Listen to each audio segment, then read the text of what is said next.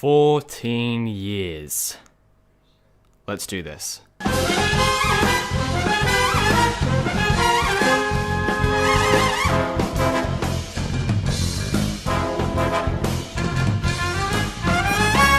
So I just saw The Incredibles 2 and it was absolutely phenomenal. After seeing the first when I was very young, I bought the game The Incredibles Rise of the Underminer for my Nintendo DS, and I was under the impression that there was a second film, so I spent hours searching on the internet for it, but I never did find it. 10 or so years later, it's now actually a thing, so needless to say, I have a lot to say. Now, where to begin?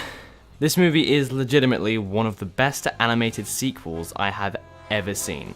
What I really appreciate about this movie is the way in which it pays so much attention to detail from the first. There are an abundance of subtle callbacks, little details, and logical consistencies that align with the original Incredibles film, which was so goddamn satisfying. Something that can really frustrate me about sequels is the way in which it feels too separate from the other installments in the franchise. However, The Incredibles 2 really feels like it's a movie that's set in the Incredibles universe, utilising character models that very accurately replicate the ones from the 2004 original, with all the OG voice cast including Holly Hunter, Elastigirl, Craig T. Nelson, Mr. Incredible, and Brad Bird, Edna Mode, returning for the movie. Brad Bird himself does an amazing job of directing this picture. Despite displaying visual sophistication in The Incredibles and The Iron Giant, this is his best looking film ever in my opinion. The dramatic lighting and shimmering locations made this film an absolute marvel to look at, with a perfect art style that displayed everything as immaculately detailed while still keeping the fundamental endoskeleton of how everything appeared based on the first film. Another likeness it bore to the original was the excellent writing standard. Every time each character spoke, it felt like we were listening to the very same ones from all those years ago. This film is also immeasurably funnier than the first. There are plenty of awesome one-liners from both franchise mainstays and newbie side characters that made the entire audience and I burst out laughing.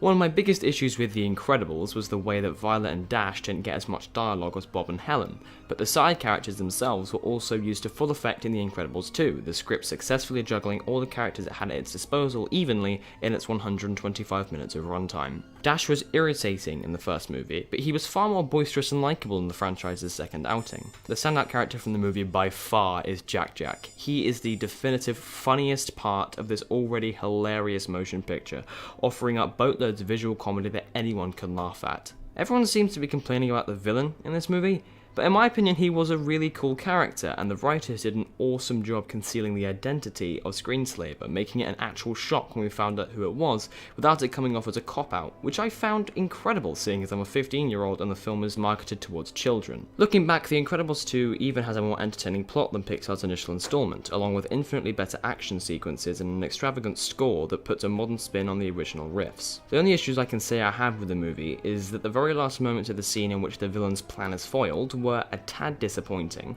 and that I would have liked to have seen more of Frozone, but that's literally it.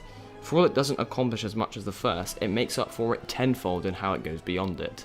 This is also one of the very few movies I've ever seen where the audience enhanced my viewing experience. A guy was sat towards the front who laughed at every joke, and his laugh was really funny, so when everyone heard him laugh, we all laughed at it as well. The great jokes really hit, and I was in hysterics at points. Also, I got the entire audience to applaud at the end of the pre-film animated short, which by the way was hilarious and charming, and at the end of the movie, which is rare in the UK. The only reason I would say this movie isn't better than the first is because so much of what makes it as awesome as it is down to the existence of The Incredibles. Overall, it's about on par with its predecessor.